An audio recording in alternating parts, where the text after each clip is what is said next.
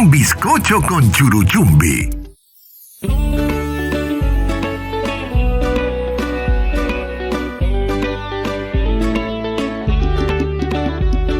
Llegaste como un sueño de justicia e igualdad para tu gente. Yo te agradezco. Cumpliste con trabajo, esperanza y alegría tu palabra. Yo te agradezco.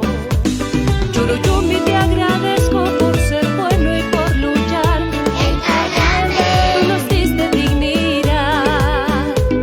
Churuchumbi, te agradezco por ser bueno y por luchar.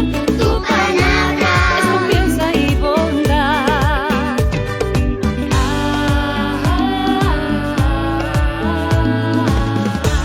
Confianza y bondad. Palabra dada, palabra cumplida.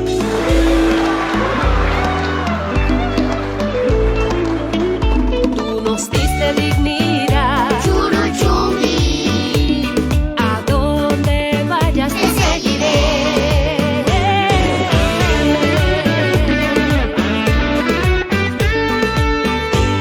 Churuchumbi, te agradezco por ser bueno y por luchar. Tú nos diste dignidad. Churuchumbi, te agradezco por ser bueno y por luchar. tu palabra Es confianza y bondad.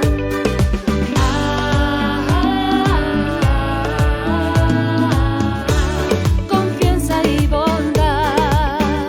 Tú nos diste dignidad. Churuchumbi, A donde vayas te seguiré.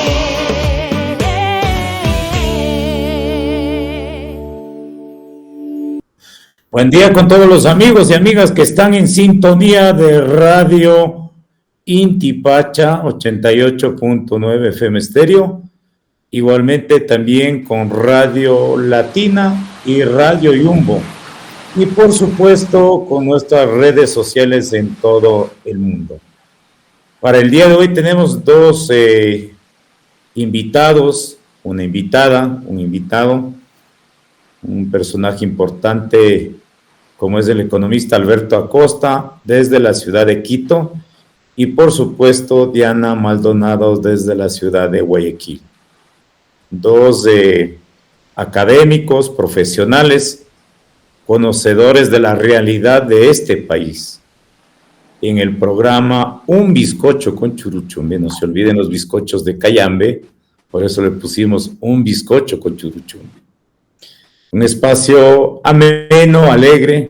Esperemos que los próximos días podamos hacer de manera ya presencial y para compartir unos bizcochitos con chocolate, con café, con agua, etcétera, etcétera. Pero por ahora lo hacemos por vía virtual. Así es que nuevamente yo quisiera agradecer al economista Alberto Acosta, un académico, escritor, investigador, por no decir un cientista social. Y por supuesto una larga trayectoria en la gestión pública. Exministro, exasambleísta, y podemos seguir enumerando una serie de títulos.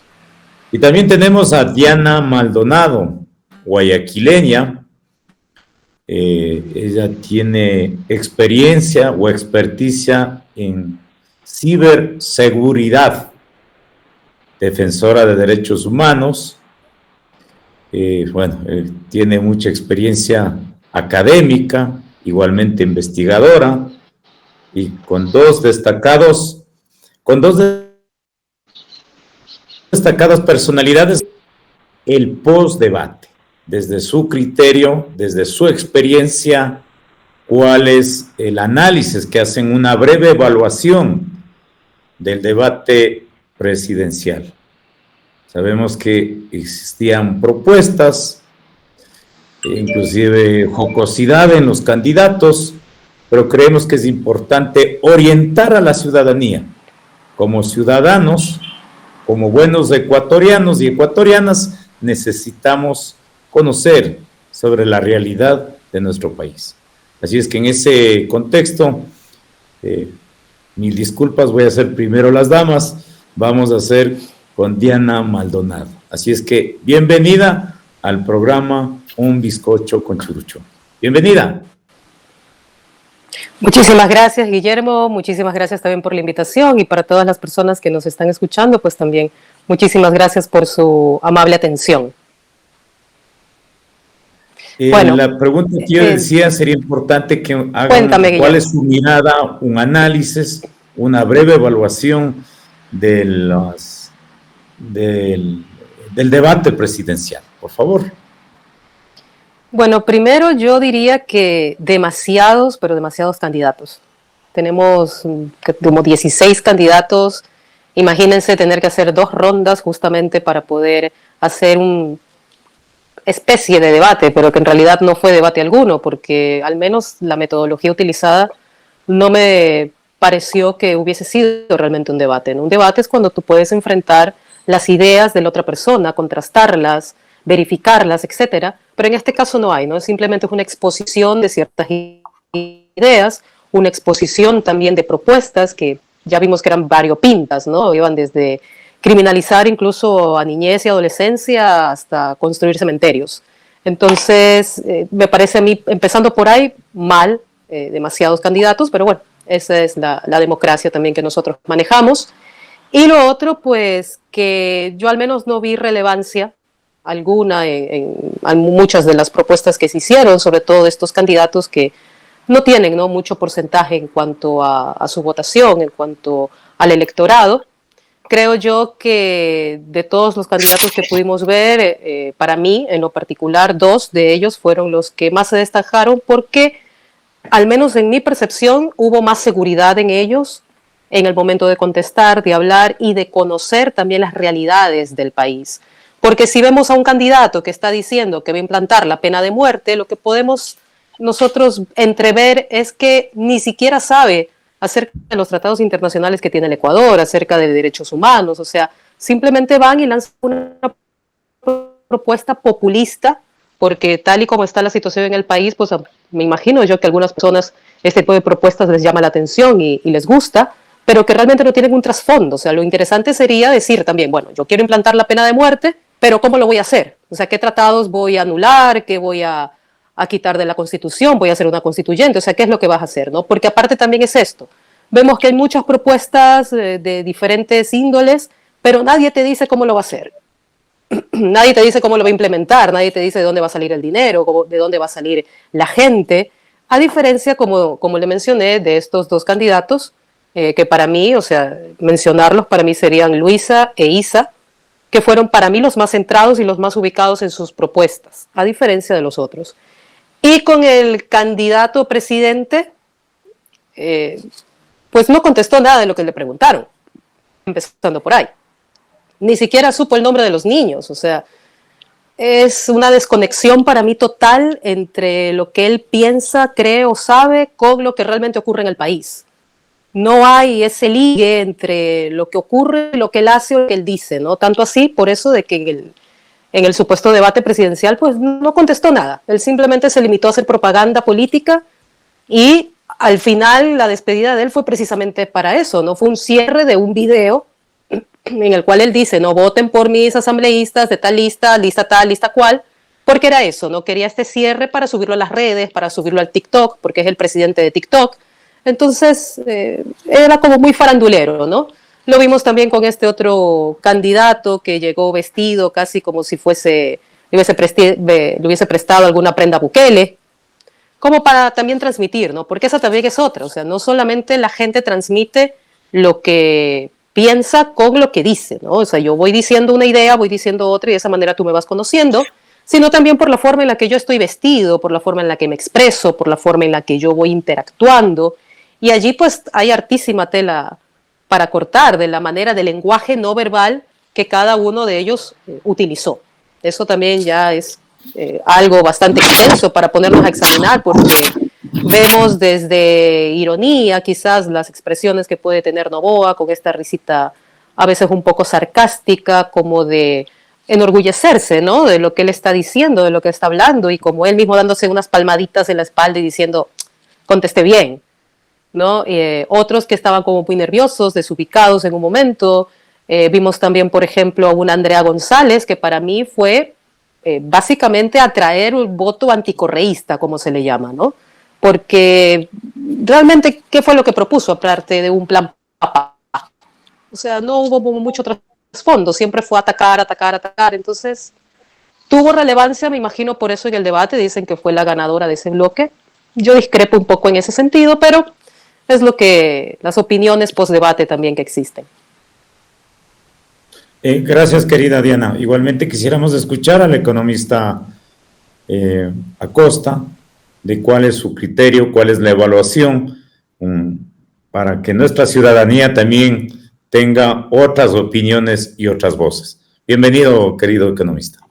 Empezaría saludándolos, deseándoles un buen día a Diana, a Guillermo y a la audiencia.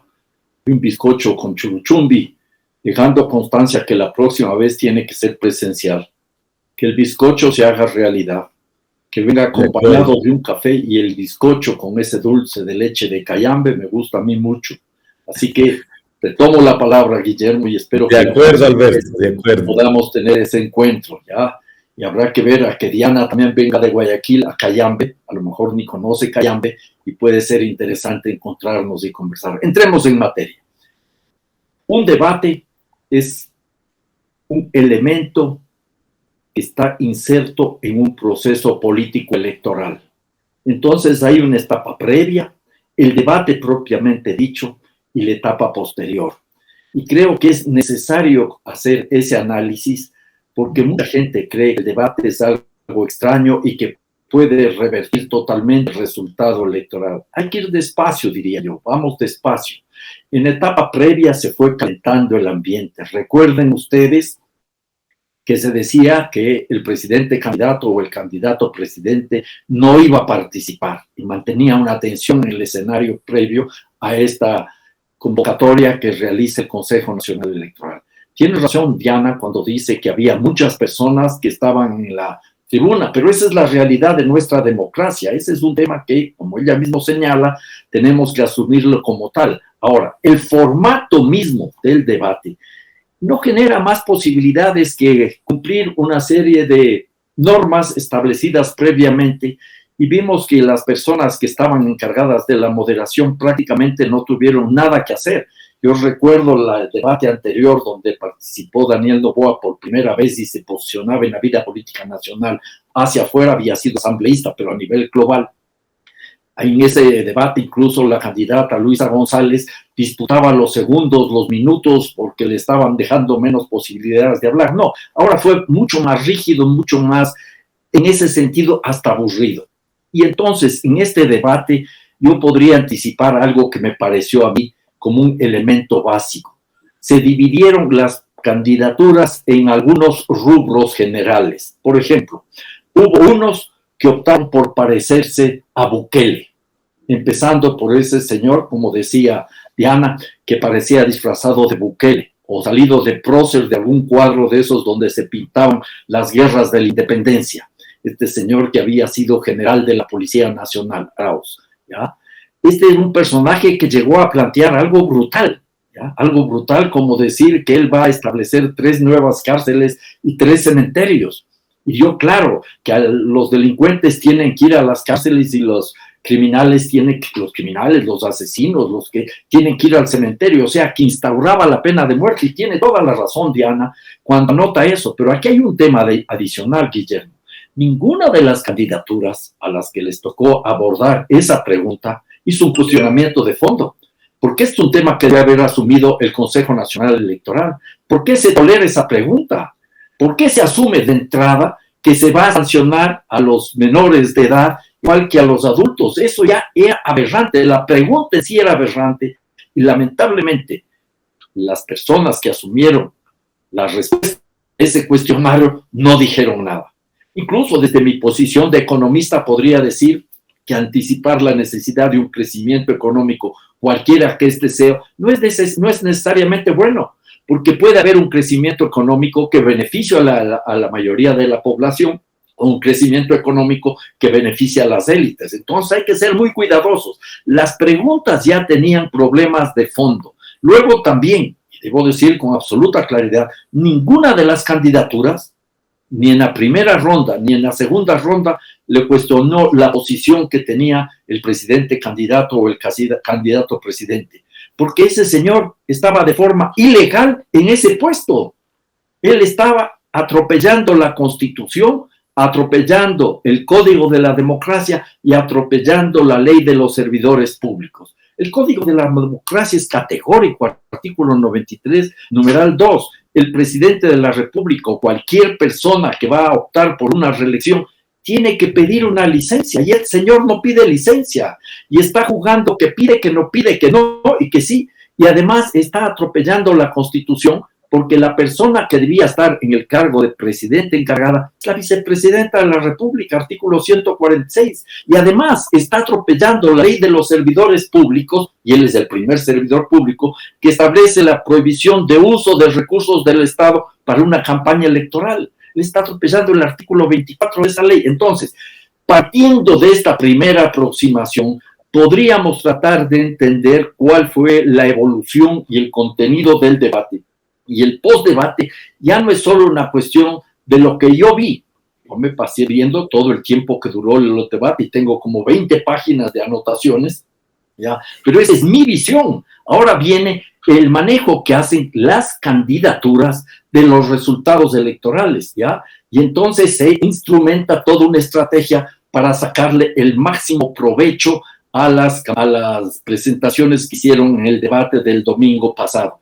Y ahí aparece entonces algo que decía Diana, que es de esta figura del TikTok. Y entonces ahí se consolida la democracia del TikTok, la democracia de los memes, la democracia de esos mensajes fáciles y muchos de ellos burlones, ¿ya? Que por ejemplo llegaban a decir que no le extrañamos al candidato Bolívar Armijos porque estaba del que le ocupó el puesto era el señor Tillería, cosas por el estilo. Entonces, en ese escenario, entonces hay que manejarse ya en un análisis un poco más detenido y creo que podríamos avanzar en una segunda fase sobre eso, Guillermo. Sí, gracias, economista Costa. Y bueno, regresando con nuestra ingeniera Diana Maldonado, ¿qué es lo que necesita el país? Sería importante. ¿Qué temas prioritarios o qué temas importantes debían haber debatido, en este caso, los candidatos? A mí no digamos, no es el tema de la cantidad de los candidatos. Esa es la democracia que vivimos. Así es. Pero debía haber habido la calidad de las propuestas para dar soluciones, para darle alternativas a este país.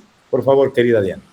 Sí, yo coincido plenamente contigo, Guillermo, también con Alberto, porque se veían o se escuchaban cada cosa que, como te mencioné, o sea, está chévere decir, yo tengo esta propuesta, tengo la otra, pero ¿cómo lo haces? O sea, dime, explícame qué vamos a hacer, por dónde vamos a ir, qué es lo que vas a implementar, cómo va a ir el país, ¿no? Con todo esto.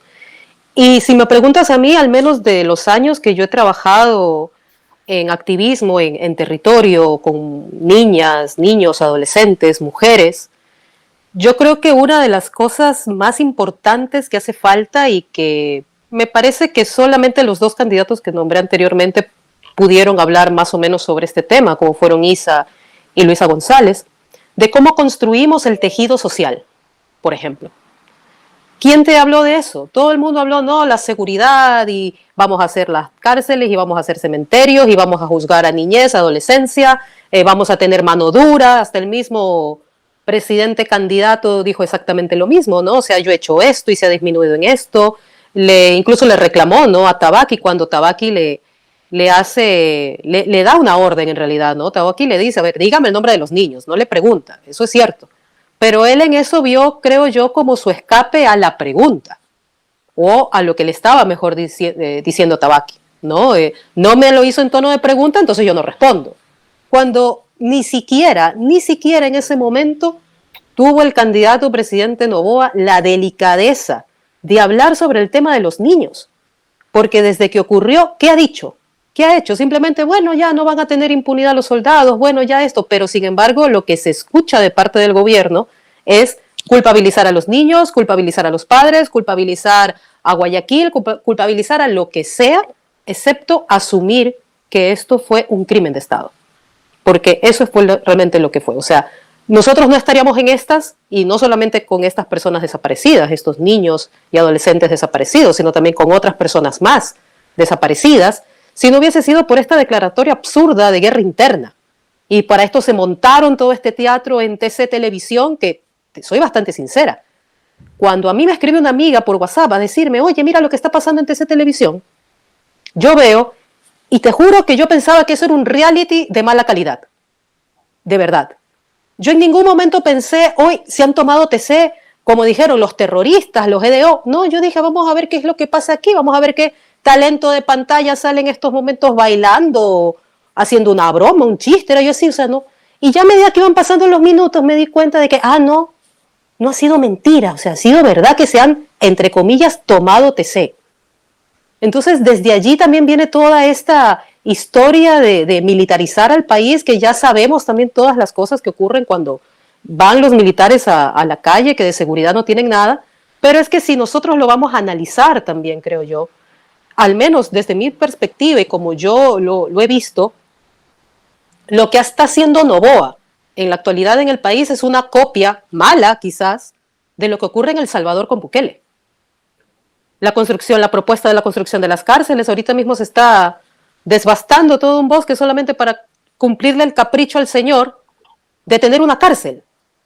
Porque en lugar de ponerse a pensar en que voy a gastar tantos millones en estas cárceles barcazas o en cualquiera de estos inmuebles que van a servir como bodegas humanas, porque para eso al final es que están, ¿por qué mejor no se ponen a decir voy a invertir tanto dinero en reconstruir el tejido social? Porque sabemos, como activistas también, de que si nosotros reconstruimos este tejido que lo ha dañado, se ha dañado desde los últimos, diría yo, 7 años quizás para acá, si nosotros no tenemos ese tejido fortalecido, justamente ocurren todas estas cosas. Ocurren estas situaciones de violencia, ocurren estas situaciones de sicariato, ocurren todas estas situaciones que nosotros en estos momentos estamos viviendo y estamos atravesando, y que prácticamente la mayoría de los candidatos piensan que se soluciona todo con bala, porque eso también fue lo que dijo Arauz, ¿no? El disfrazado de Bukele. Prácticamente con él todo se soluciona con bala, ¿no? ¿Tienes hambre? Bala. ¿Quieres escuela? Bala. ¿Quieres derechos? Bala. O sea, entonces con propuestas así, ¿cómo puede progresar el país? Porque no estamos pensando en función de país, en función de sus habitantes, en la función de mujeres, niñas, adolescentes, cómo cada persona, cómo cada grupo contribuye también a este tejido social para comunitariamente poder salir de donde estamos. Porque esto para mí es una de las principales cosas que se tendría que hacer. No tenemos en estos momentos educación, no tenemos salud. Antes yo recuerdo, y Alberto también lo tiene que recordar así, una de las quejas que hubo durante el tiempo de Correa, cuando la gente iba a hacerse atender, ¿cuál era? Ay, paracetamol, solamente nos dan paracetamol y nada más que paracetamol, y tenemos paracetamol hasta por las orejas, porque cada vez que yo voy solamente me dan paracetamol. Pero en estos momentos, ¿qué te dan? O sea, no te dan ni las gracias. Entonces, cuando vemos que existen también, y un montón también de actores y actrices, diría yo, políticas o politiqueras, que en ese momento surgieron diciendo, ay, la dictadura de Correa, y Correa es el dictador, y todos son unos dictadores y ladrones. Yo no he visto a ninguna de esas personas diciendo algo sobre el dictador de Noboa. Porque ahí sí cabe decir, el régimen que nosotros en este momento estamos viviendo es un autoritarismo total de pasar, yo diría, a la siguiente fase, que sería ganar elecciones, ya estamos frente a una dictadura. Y eso, como lo mencionaste, tampoco fue algo que alguno de los candidatos le pudiese en esos momentos recriminar o reclamar a Noboa. Yo no sé si hubo un pacto quizás detrás de no decir nada o de no hacer nada, pero una de las primeras cosas que debieron haberle dicho es ¿por qué usted está aquí? Porque usted o es presidente o es candidato, pero las dos cosas no pueden ser al mismo tiempo. Y me parece que la única por ahí que he visto un video de alguien que medio dijo algo y fue a Tamaín, fue Isa cuando le dijo que cómo se había permitido lo de Noboa, pero hubiese sido bastante interesante decirlo ahí, en ese momento, que se lo digan en la cara, para saber qué era lo que iba a responder, o con qué iba a salir. De seguro a lo mejor iba a salir con esta interpretación mal hecha de lo que hizo la Corte Constitucional, más lo que dice la Constitución, y arreglando todo y dejando de leer ciertas líneas y ciertos párrafos porque esos no me convienen y solamente me quedo con los que me convienen, así como hizo el señor en una entrevista, ¿no? El no recuerdo ahorita cómo se llama, pero no sé, le estaban poniendo, aunque se ofenda, discúlpeme, no lo quiero ofender, pero le dijeron de apodo Pepe Cortisona. Entonces el señor de la Gasca, creo que es, ¿no? Que se llama. Entonces, ahí acomodando las cosas a su antojo para que su presidente quede bien, pero sabemos que las cosas tampoco son así. Entonces, yo creo que deja mucho que desear, al fin y al cabo, el debate. El postdebate yo creo que está mejor que el debate. Porque eso han salido... Sí, eso definitivamente. Claro, sí, definitivamente, porque han salido tantas cosas y por ahí un montón de memes también y de vainas que a uno le ayudan, ¿no? Y creo que entre las cosas que quedó del post-debate está hasta la frasecita esta de Cucalón, ¿no? De eres o te haces. Así como en cambio el debate pasado, en cambio que fue la de Andrés mientes o mientes Andrés, no me acuerdo cómo era que decía muy bien, que era Lazo también que se había quedado con eso. Acá también ya nos hemos quedado con eres o te haces. Pero supongo que debe ser, como también lo mencionaste, para poder figuretear y resaltar de entre tantos candidatos que tenemos, pero son candidatos que al fin y al cabo terminan siendo chimbadores. Esa es la realidad. No sirven para ninguna otra cosa que no sean para ser chimbadores. Y para eso están. Gracias, querida Diana. Regresamos con el economista Alberto Acosta, que quedó algunas inquietudes pendientes. Por favor. Efectivamente, Guillermo, yo creo que en una lectura del debate y luego sacamos las conclusiones al post-debate, coincido con Diana, que esto está mucho más interesante y profundo en algún sentido que el debate propiamente dicho.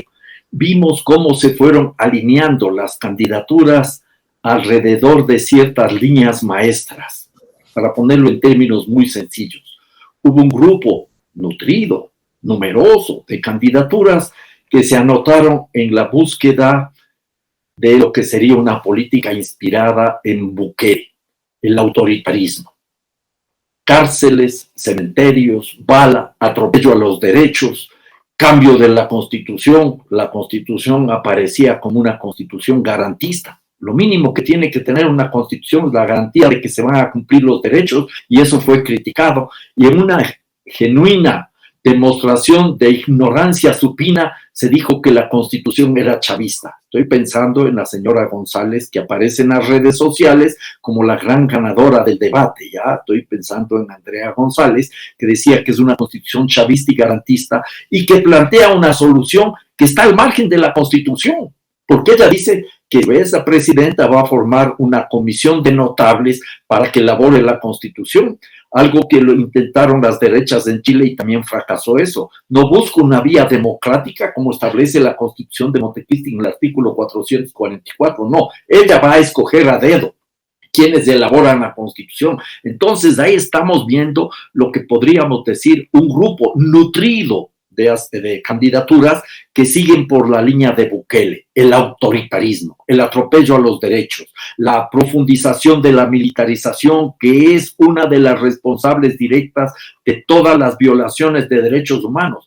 Yo estoy totalmente indignado con lo que significa la muerte, la desaparición forzosa, el asesinato de los 4 niños de las Malvinas, pero eso era algo esperado. ¿Ya? Lo que le sucedió a Ismael, a Josué, a Nehemías y a Steven era algo que va a suceder y que de hecho ya ha sucedido antes, porque las Fuerzas Armadas no tienen nada que hacer en las calles, pueden apoyar a la Policía Nacional, pero la militarización no es el camino para resolver el tema. Y ahí fue interesante algunos planteamientos, particularmente de Leonidas Issa y también de Jorge Escala, que decían: el tema no es simplemente de represión, sino de justicia social. Hay que resolver el tema de la justicia, de la injusticia social, o sea que hay que resolver el tema de la falta de empleo, de salud, de educación, de vivienda, de atención a los niños, porque otro de los mecanismos que estuvo presente en este debate es que hay que distraerles a los niños, y nada mejor que ofrecerles internet gratuito, porque quedó otro tema que flotó una y otra vez,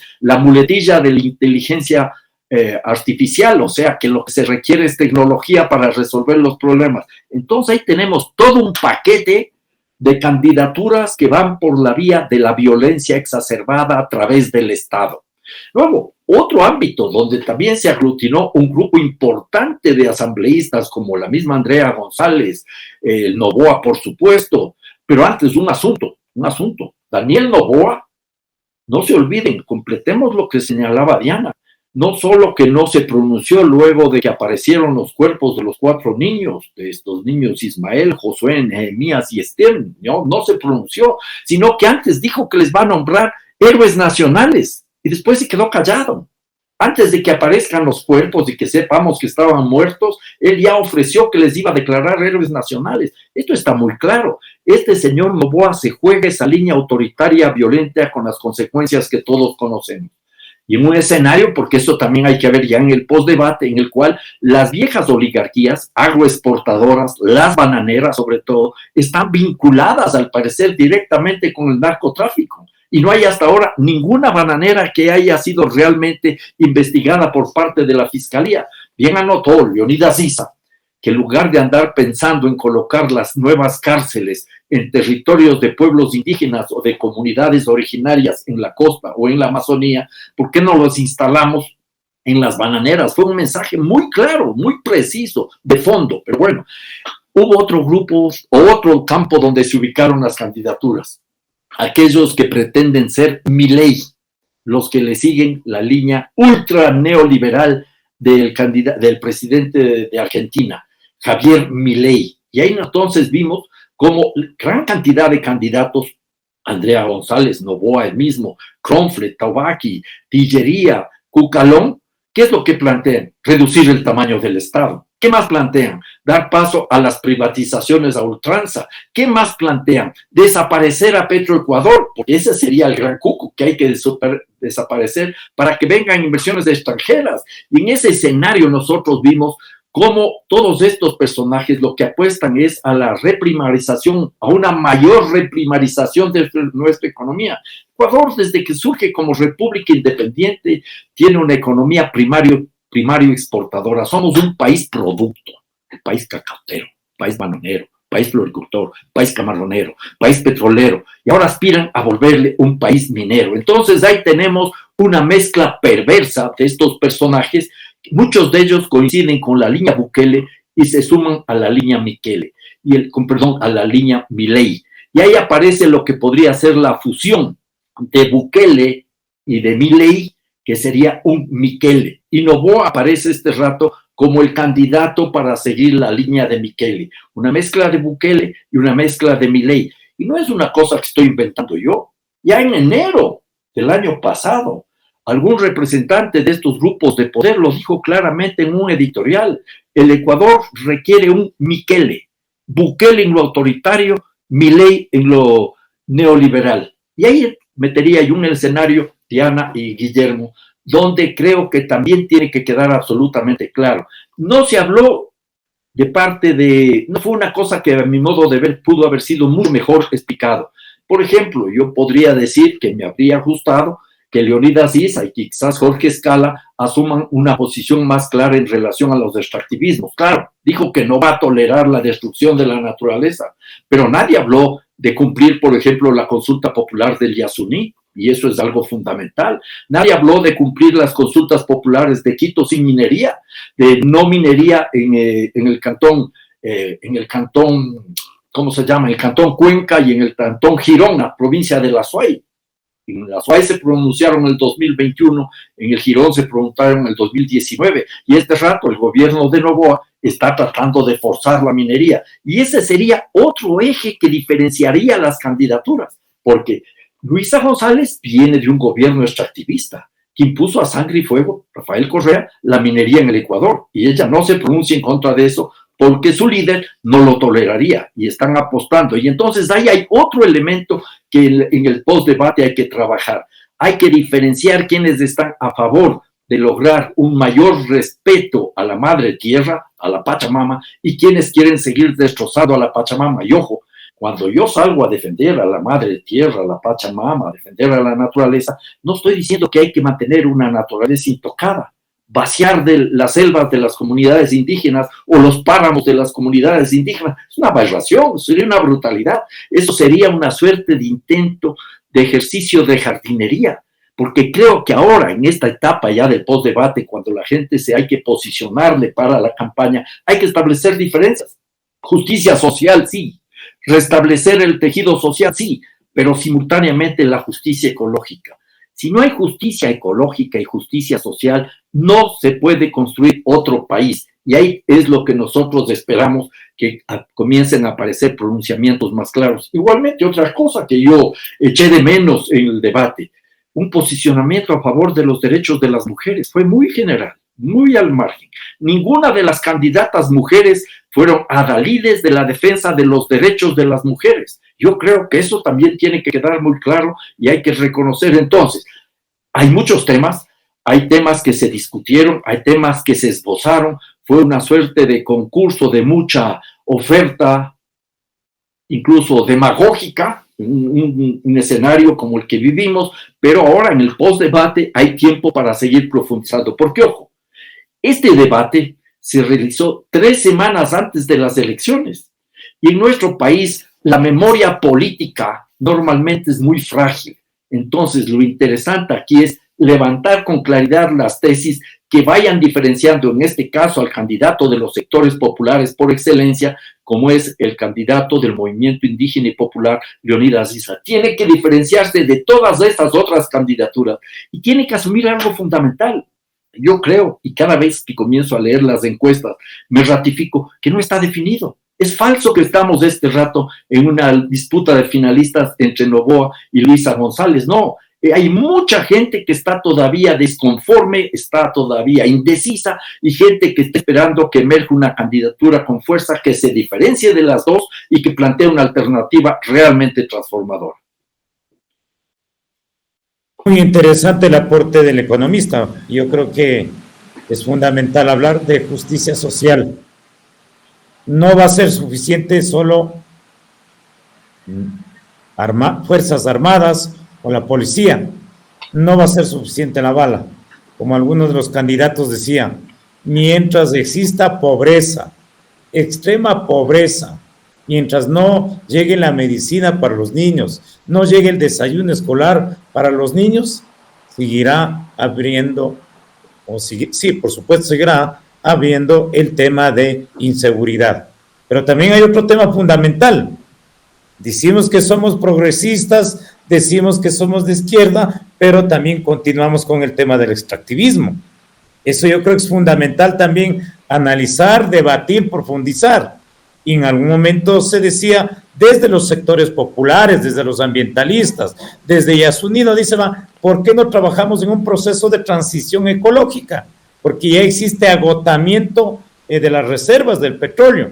Sin embargo, los otros insisten, tanto la derecha como también algunos movimientos de izquierda tienen interés de seguir acabando con la madre naturaleza. Pero un tema que no se debatió también, el tema de los pueblos indígenas, que no se habló también de mujeres y sobre todo el de los jóvenes. Creo que estos temas también es importante en este post-debate podamos seguir debatiendo. Querida Diana, por favor.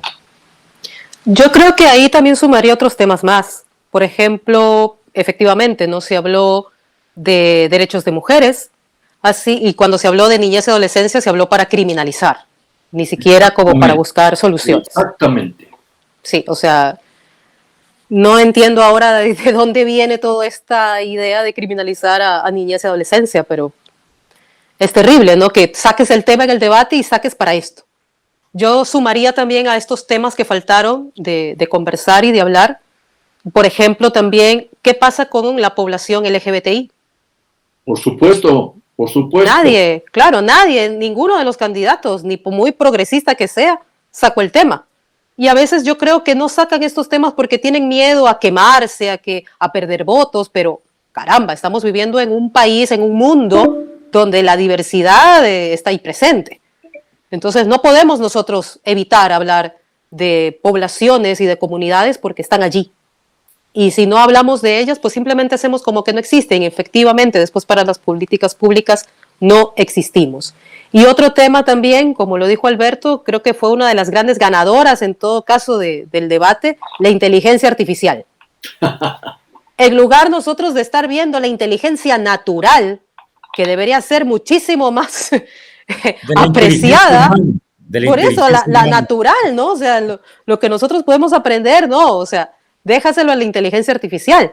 Y yo ahí me pregunto, en cambio, a ver, ustedes están hablando de inteligencia artificial, por lo menos saben manejar la inteligencia artificial, por lo menos saben que lo que nosotros estamos manejando en estos momentos no es en sí inteligencia artificial, sino algoritmos de herramientas para poder ser utilizadas de esta manera.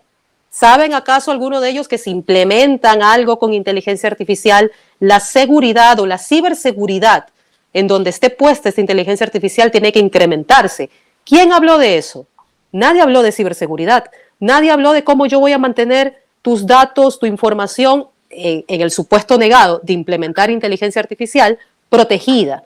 Aquí Guayaquil, por ejemplo, es la 5ª ciudad en el mundo con más cámaras. ¿Y eso ha hecho que Guayaquil sea más segura? No, al contrario. Cuando a ti te asaltan, porque a mí me asaltaron hace como un mes al pie de mi casa, y en la esquina hay 8 cámaras puestas por la alcaldía.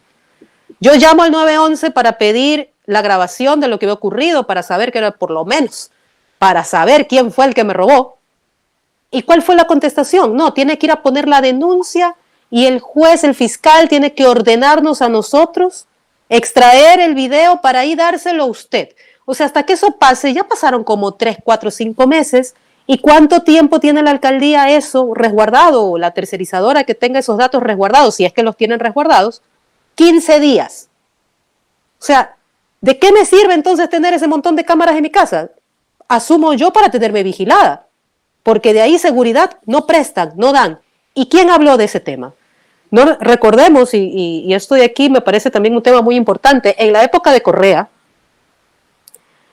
se hizo de un software del gobierno de Israel, hecho por Israel, que fue el software Pegasus, que fue un software altamente utilizado para poder espiar a activistas, para poder espiar a periodistas, más no para realmente su función que vendría a ser contra delincuencia y terrorismo.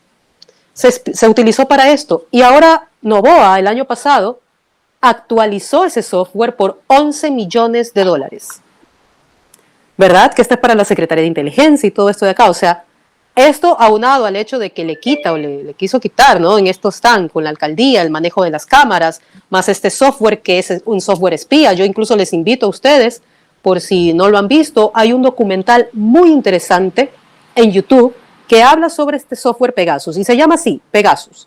Y hablan periodistas, por ejemplo, de El Salvador, de cómo fueron perseguidos y escuchados por más de 2 años por el gobierno de Bukele, todos, sobre todo los de un periódico que les hace mucha contra a este gobierno. Hablaron también periodistas mexicanos, no sé cómo así no estuvieron periodistas ecuatorianos, porque nosotros acá también tenemos este software desde hace muchos años, pero ¿quién te habla de eso? Ninguno de los candidatos tampoco habló en ese sentido de seguridad, porque esa también es otra. Si tanto les interesa a ellos la seguridad de las personas que vivimos en el país, la seguridad hoy en día, por el uso del Internet, va amarrada de la ciberseguridad. ¿Qué pasó con eso? O sea, hay incluso hasta bases de datos enteras de instituciones del Estado que están dando vueltas en Internet, y ni siquiera en la Deep Web, en el Internet que nosotros vemos, están dando vueltas ahí y son vendidas. Las telefónicas se venden entre ellas bases de datos. ¿En cuánto? $200, $300, $400, y dependiendo del número de usuarios puede subir incluso hasta $1,000, $2,000. ¿Dónde están las penalizaciones? No existen. Entonces, si cualquiera desea, de parte de un gobierno autoritario, dictatorial como el que tiene Noboa, perseguir a Alberto, perseguirte a ti, Guillermo, perseguirme a mí, se les haría sumamente fácil con este software. Y sin embargo nadie tocó el tema, ni siquiera por un tema de seguridad. Más allá, incluso, como te decía, hablar de derechos de población LGBTI. ¿Qué pasó con la adopción homoparental? Ese fue un tema, por ejemplo, que se quedó pendiente también. Y hasta la fecha se ha hablado sobre eso. ¿Qué pasa con los derechos de las personas que no somos heterosexuales? ¿Qué pasa con la educación? ¿Qué pasa con la salud? Antes, por lo menos, teníamos en los dispensarios una atención diferenciada en el sentido de respetar la identidad y el género de las personas que asistían a estos servicios de salud. Hoy por hoy ya ni siquiera eso tenemos tampoco. Entonces se ha ido perdiendo, diría yo, hasta la dignidad humana en todos estos años. Se ha ido perdiendo, se ha ido destruyendo y nos la han ido dañando, incluso con estas acciones criminales de militarización del país. Porque llega un momento, diría yo, en que si nosotros como activistas nos cansamos, nos hostigamos, ya no queremos hacer nada porque vemos que las cosas a veces no cambian o no cambian como nosotros queremos. Imagínate el ciudadano común y corriente que está preocupado en su trabajo, en su familia y en otros factores y temas más que no son precisamente los temas a veces de los que nosotros activamos. ¿Cómo estará esa persona? O sea, ¿qué ganas va a tener de salir a la calle a decir fuera Noboa fuera o lo que sea que tenga que decir para que haya un cambio? No va a salir, porque aparte está atorado con las deudas, está atorado porque no hay salud, está atorado porque no hay educación, está viendo cómo resuelve su vida porque el Estado literal no existe. Tú no vas a poner una denuncia si tengas un mal servicio porque tú dices, ¿para qué? Nadie me va a escuchar. Y eso tampoco fue algo de lo que se habló en el debate. O sea, ¿cómo vas a mejorar todos estos sistemas? ¿Por qué nadie le dijo a Noboa cuando estuvo hablando, ¿por qué no le has pagado a Solca? ¿Por qué no le has pagado a las dializadoras? ¿Por qué no has hecho todas estas cosas que dijiste en campaña incluso o cuando recién empezaste tu presidencia que ibas a hacer y no has hecho nada? Nadie le increpó en ese sentido. A mí me hubiese gustado mucho ver eso. Que alguien le hubiese dicho algo, aparte de Escala, porque Escala casi que fue el único que increpó a Noboa en ciertos temas, pero de los otros candidatos nada. Y lo peor, creo también yo, ver a la candidata ambientalista criticando una constitución que incluso le dio derechos a la naturaleza.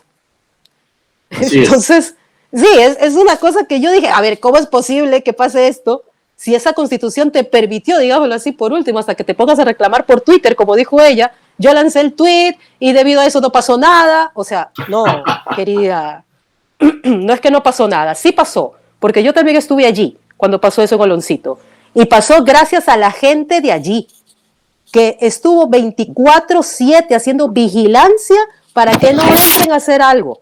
Y yo estuve allí hasta cuando estuvieron drones y estuvo una camioneta sin identificar siguiéndonos. Entonces no es que yo puse el tweet pero ya después no pasó nada, no, sí pasó mucho.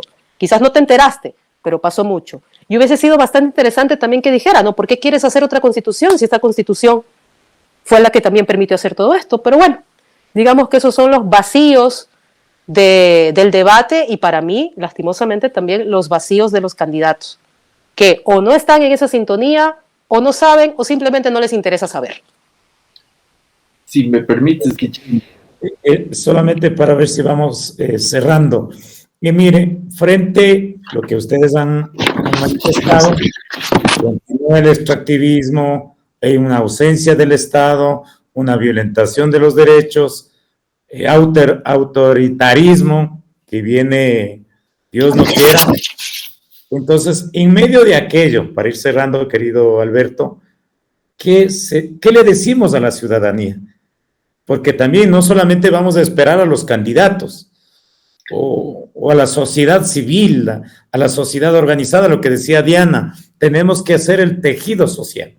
¿Qué le decimos a la ciudadanía para ir terminando, querido Alberto? Guillermo, sin lugar a dudas, el debate, como dije yo, es apenas una etapa en un proceso electoral.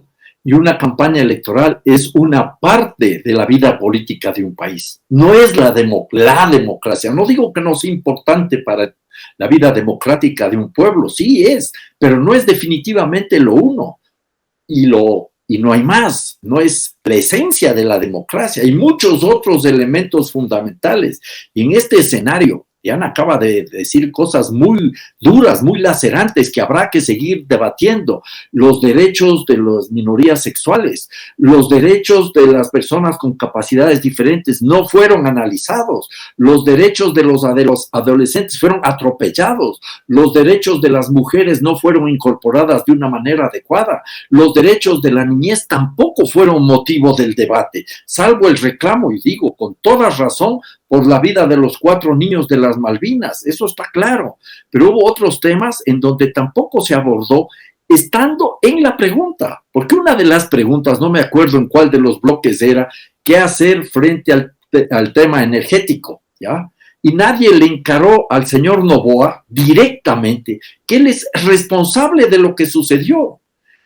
¿Por qué digo esto? Y eso faltó en las candidaturas que estuvieron ahí abordando esta cuestión. Porque se sabía con tiempo que vamos a tener estiajes. Los estiajes se vienen agudizando cada año más y más. conocíamos desde enero del año 2023 que íbamos a tener estiajes. Había un plan de acción para construir nuevas plantas térmicas, terminar las hidroeléctricas, cambiar las viejas, las que estaban obsoletas y dar mantenimiento a las que lo necesitaban. Había que comprar combustibles, por ejemplo, gas natural para la planta térmica de Machala, la Termomachala, ¿ya? Y había recursos económicos y no se les dio esos recursos económicos a la empresa estatal y luego se les reclama a la empresa estatal por la ineficiencia. En el gobierno de Noboa terminaba el año 2023, el 28 de diciembre a la empresa eléctrica le quitaron casi 500 millones de dólares. A fines del año pasado, este gobierno de Noboa le dio como 300 millones de dólares adicionales a la empresa eléctrica al Ministerio de Energía y Minas. Y al finalizar el año le volvió a quitar esos 300 millones de dólares. Porque esa es otra cosa que se debe discutir. Enfrentar las políticas neoliberales, el austericidio productivo, austericidio social, austericidio energético, austericidio en el campo de la seguridad, porque no se han cumplido ni siquiera los presupuestos del Ministerio de Defensa y los destinados a la seguridad interna. Entonces, en ese escenario, algo dijo el candidato Issa, y lo dijo de una manera muy sólida, que no vamos a sacrificar sobre las lágrimas del pueblo el pago de la deuda externa. Pero sobre esos aspectos creo que hay que profundizar más y hay que ser más categóricos. Hay que tomar distancia de las políticas neoliberales. No se dijo nada de los tratados de libre comercio que empezaron con Rafael Correa en el año 2017 y ahora se están ampliando. Y un asunto muy preocupante que también debe ser motivo de discusión. ¿Qué van a hacer las candidaturas que están este rato en la campaña frente a los cambios políticos internacionales? Acaba de posicionarse el señor Trump, Donald Trump, ¿ya? Con la presencia de Milei, Bukele y Noboa. Y todos coinciden en que echar abajo lo que llaman la ideología de género, ¿ya? Trump dijo con claridad en una de sus decisiones, una de las primeras decisiones, ya nunca más se hablará de diferencias sexuales, solo hay hombres y mujeres, lo mismo dice Milei, lo mismo dice Bukele, exactamente igual. Entonces, ¿en qué escenario estamos trabajando? Yo creo que falta mucho más posicionamientos y espero que el candidato del pueblo, Leonidas Hijas, hable sobre la necesidad de fortalecer el proyecto de democracia, mejorar el sistema político, cambiar las relaciones dentro de la sociedad, ir introduciendo cambios también en el régimen de partidos y de movimientos políticos, porque eso de quedarnos simplemente en la inteligencia artificial y en algunas cuantas declaraciones demagógicas hace daño al país, como aquello de decir existen 40 millones de dólares en el subsuelo y eso es cuestión de sacar y nos vamos ya a volver un país desarrollado. No, venimos explotando petróleo desde el año 1972. Entonces, los temas están ahí,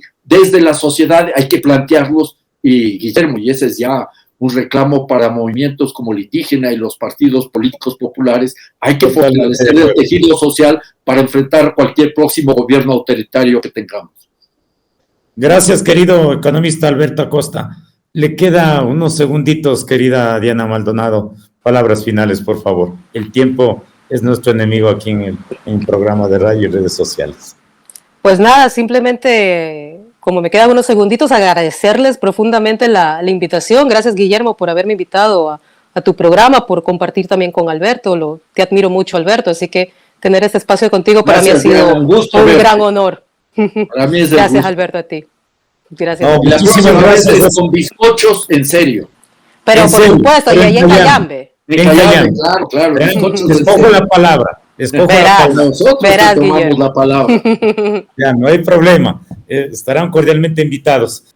Quisiéramos agradecer la presencia del economista Alberto Acosta y, por supuesto, de la ingeniera Diana Maldonado por sus aportes, por sus comentarios, por sus opiniones. Creemos que es importante en este programa, Un Bizcocho con Churuchumbi, podamos profundizar el post-debate presidencial. Es importante que la ciudadanía, las organizaciones sociales, populares, los hombres y mujeres de este país hagamos un voto consciente. Sobre todo, no solamente dependamos de la responsabilidad de los políticos o de los candidatos, sino también desde la ciudadanía.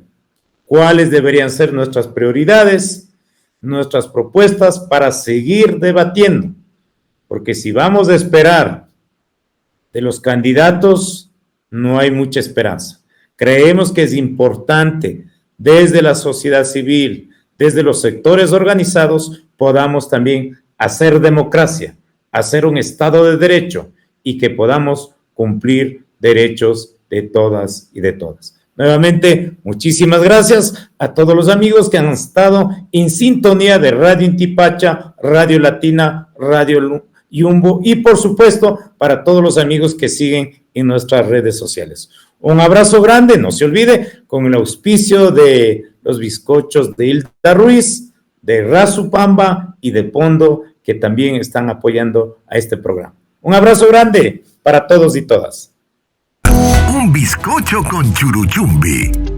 Un espacio para conversar, conocer, descubrir, fortalecer y alentar a los ecuatorianos a nunca bajar los brazos ni a dejar de soñar. Unidos somos Ecuador. Un bizcocho con Churuchumbi.